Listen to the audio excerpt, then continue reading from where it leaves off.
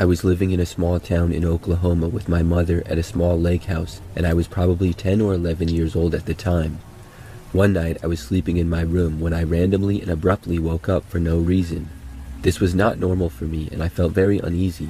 The only sound I could hear was my mother snoring from the next room over on the couch. I rolled over and tried to go back to sleep, but my need to use the bathroom was growing more urgent, so I grudgingly forced myself to head that way. The bathroom was on the other side of the house, around a corner and past the kitchen, and finally down a long hallway on the right. So after I made the trip and finished my business, I flipped off the light switch and started heading back to bed. That's when I heard the distinct click of the light switch, and I saw the glow of the bathroom light in the hallway behind me where I had just finished up. Terrified, I slowly turned around just to witness the light in the bathroom start clicking on and off. Finally, it shut completely off. In the dark of the hallway, my eyes began to make out a white shape near the end of the hall. It was around my size and crouched on the floor. At this point, I was frozen to the spot as my mind began realizing that no one else had come home except for my mom and myself. Then the white shape began whispering in a quiet man's voice, "Help me, I'm lost." I remember wanting to scream for my mom, but I couldn't, and instead I barely said, "No." This thing then started running at me on what sounded like all fours. I quickly ran through the kitchen and around the corner before running to my sleeping mother, shaking her awake. I remember saying, it's coming," and my mother's eyes going from dazed to alert in an instant. She asked me what was going on, and I saw her eyes look over my shoulder before she screamed. Remembering her scream still makes my blood run cold. Never had I heard pure terror like that in my life, even to this day. She grabbed me by the arms and pulled me into my room and slammed the door. She held me in her arms with her back pressed against the door as we listened. It sounded like this thing was running around in circles in the kitchen. We could hear hands and feet slapping against the tiles. The kitchen had a sliding glass door to the outside, which sounded like it was thrown open and then slammed. We sat there horrified until daybreak. I was sent to my grandmother's in the next town over for a while after that and never set foot in that house again. Years later, my mother told me that the next day she went walking around the property after the incident. When she did, she came across a small burial site that was heavily overgrown, and 3 headstones that each belonged to children from the early 1900s. Upon some research, my mother found that this was our small town's first original cemetery, which only had a few people recorded to be buried there, and had been forgotten and partially sunken into the earth. It freaks me out, because what I heard that night was a man's voice, but it was so unnatural. My mom still will not tell me what she saw behind me, and what it was that made her scream.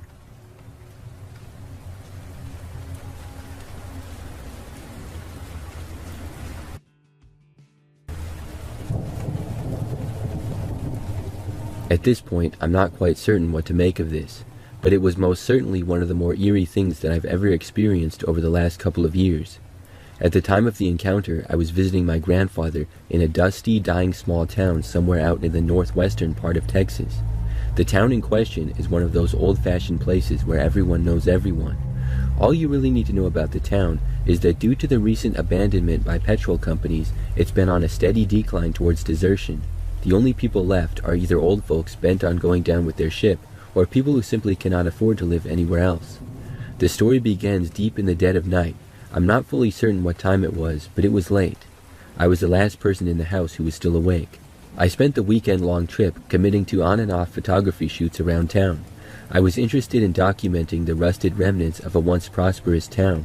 Knowing that the sky would likely be brilliantly lit so far from any major cities, I figured I'd step out onto the porch and see if I could get a few decent shots. I wasn't even 5 seconds into my photo shoot before a relatively junky-looking car came screeching down the road with its headlights on and music blaring. The house isn't too far from a corner, so unsurprisingly the car came to a stop at the cross street. This is where it gets odd. Rather than yielding and then resuming its route after a short stop, the car stayed in place and the driver turned off their headlights. I just continued to take pictures while the car just sat there with the music blaring and the headlights off. It took a minute to register, but I began to feel watched. So, a bit confused and somewhat worried, I rushed back into the house. Immediately after I closed the door, the headlights to the car came back on, and it went screeching off. After I left home for my city, my grandpa notified me that he had seen people in cars watching and keeping tabs on his house at all hours of the day. I'm well aware that the drug trade is somewhat prevalent in this town, but perhaps this was unrelated. I'm wondering if that was something I missed. I didn't hear anyone get out of the car after I went back inside. My best guess is that they saw me taking pictures out there in the dead of night and suspected that I was onto them. If so, should I be worried about having accidentally put my grandfather's house on their radar? Or maybe I might be overthinking the whole encounter. I head back to visit my grandfather often, so maybe I will learn more, or ideally not see that car again when I'm visiting.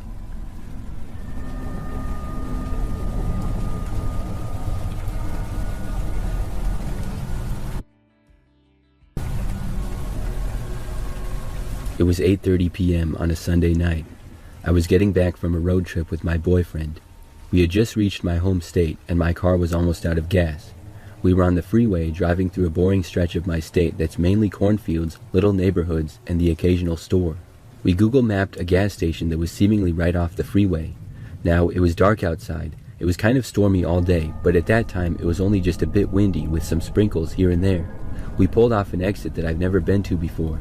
The gas station was farther than it seemed on Google Maps, and I was getting really close to completely running out of gas. We drove for about 5 minutes on long stretches of roads, passing a church, some houses, but mainly empty land. We got to the hub of the small town, and I'm not even sure what city we were in. I saw a gas station up ahead, but it was not the one that we had Google mapped. I had to stop though. I had no choice because I would not have made it to the other gas station. This was a small town that had one intersection. We passed some side streets that had a little neighborhood. We did not see a single car or people walking.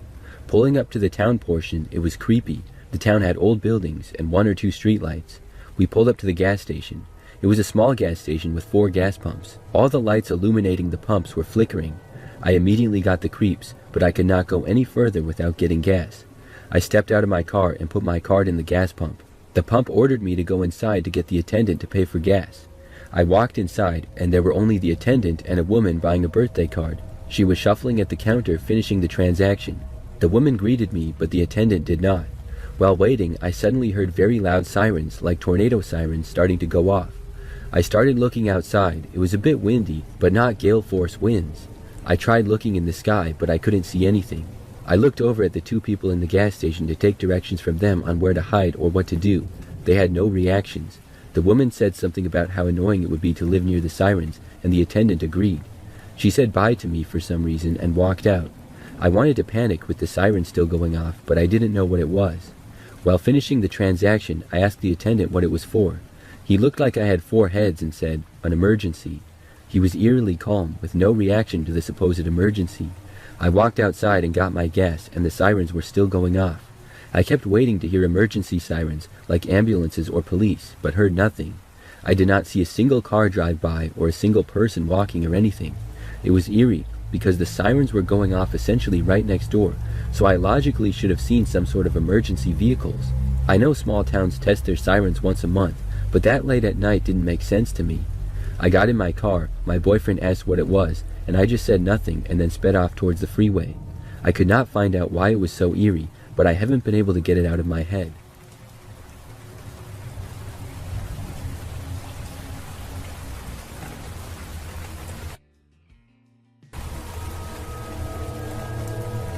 I was a truck driver for years and have a few creepy stories from my times on the road. But one that sticks out is something that happened a long time ago, back in the late 1990s. I was driving a semi-truck across the country on another long trip. I don't even remember exactly what state I was in, but it was nighttime and I was on a quiet highway. With it being pretty late at night, there were not many other cars on the road. It was a typical 2-lane highway with mostly woods and wildlands surrounding me on both sides. Occasionally, I would pass by an exit that would lead to a small town or a truck stop. I was going to be driving for several more hours though before I would stop. Back then, the hours would be crazy for me at times. So as I was driving, I remembered that a few cars came up behind me. It was weird because I remember thinking that it had been so quiet, and now there was suddenly not 1, not 2, but 3 cars approaching. But overall, it seemed to just be a random coincidence to me. As I was in the right lane, one of the cars went into the left lane to pass me. The car then got into the right lane in front of me once it had passed. At this same time, another one of the cars went into the left lane to pass. But the car that passed me and was now in front of me started slowing down. This annoyed me because now I had to slow down. I had been going maybe 65 miles per hour, and now I had to slow down to like 55. But it didn't stop there. The car continued to go slower. I could see that it was braking. There was nothing up ahead on the road that would cause us to slow down. The road was completely straight, and there was no cop car on the side of the road waiting for speeders, no animals crossing the road, nothing. But the other weird thing was that the car in the left lane that was about even with me did not speed up. That car was slowing down with us as well. Meanwhile, the other car behind me was not even bothering to pass. It was like these cars were all boxing me in. There was nothing I could do unless I wanted to run over the car in front of me. We went slower and slower. These cars all around me were just regular-looking sedans. We were slowing and coming to a stop, and I pulled over to the side of the road wondering what was going on. When I stopped, all 3 cars that were around me stopped as well. I had a bad feeling about it. The one car that had been next to me pulled over in front of me next to the other car, and the car behind me pulled over right behind me. Then I saw the front doors to the 2 cars in front of me open. A man got out of each one.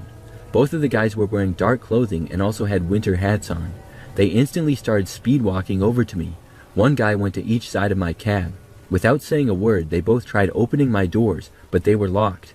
Then the guys started banging on the windows and doors. I really didn't know what they wanted, but this was no way to approach me. I yelled at them to leave me alone, but obviously they did not care. When they continued to try to get in and bang on the windows and stuff, they left me no choice. I put my truck into gear and started driving forwards. Obviously, my truck took a little bit to get going, but it was very powerful. Much more than these little cars that the men were driving. I went forward and ran into one of the cars. As I got going, I pushed the car forward and out of the way. I also scraped the other car that was parked next to it, but I didn't care. The men stayed at my cab for the first few seconds as we got going. Then they jumped off, and one of the guys ran to his car, and the other had to stay out of the way. After I ran into the cars and they were pushed to the side, I just kept driving and went even faster. 2 of the guys got back in their cars and drove right up next to me again. The other guy couldn't get up to speed with the damage on his car. They tried doing the same thing to me, but I kept going at my pace. When the guy in front of me slowed down, I simply ran into him. Then he moved to my left and tried to run me off the road. He swerved right in front of me, but I didn't move. He briefly hit me and then backed away, realizing that his car was no match for my large truck. Then all the cars slowed down and were quickly out of my sight. I wasn't even going that fast. I continued driving until I made it to the next truck stop. Then I called the cops from there and had to report the incident to my boss as well. The truck wasn't damaged too bad, thankfully. I never found out if the cops located any of those guys, and I don't know what would have happened had I opened the doors for them.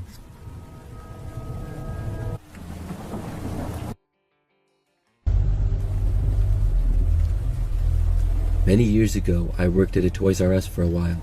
I was part-time and would mostly work on nights and weekends.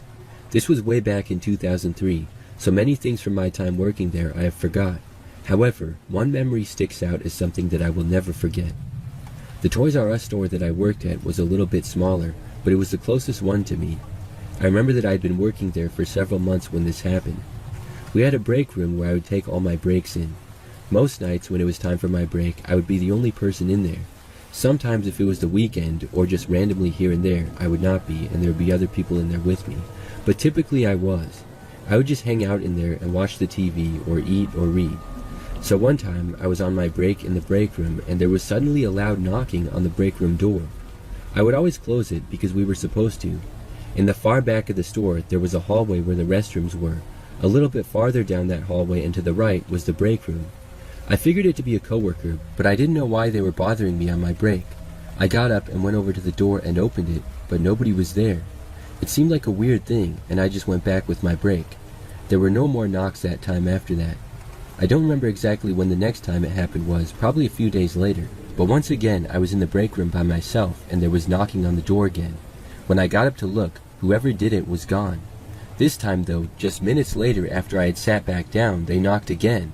Once more, they were nowhere to be found. And this happened again at least 2 more times over the next week or so.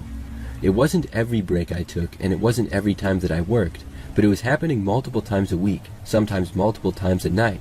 I was annoyed and wondering who was doing this to me and why. I asked several coworkers if they knew anything, but none of them did. However, after it happened once more, I got so fed up that I decided to take my next break in my car. So the next time that I worked, when it was time for my break, I left the store and was sitting out in my car in the parking lot. It was a night shift, and I remember that things were not too busy. I thought I was finally going to take a break with some peace. Sometime into it though, I sat in my car eating an apple, when suddenly I heard a loud noise behind me. somebody started banging on the back passenger side door to my car. It was incredibly startling because I had not expected it at all. I turned around and looked to just barely see somebody running away and ducking behind the back of my car. I could not tell at all who it was, but now they were right behind my vehicle.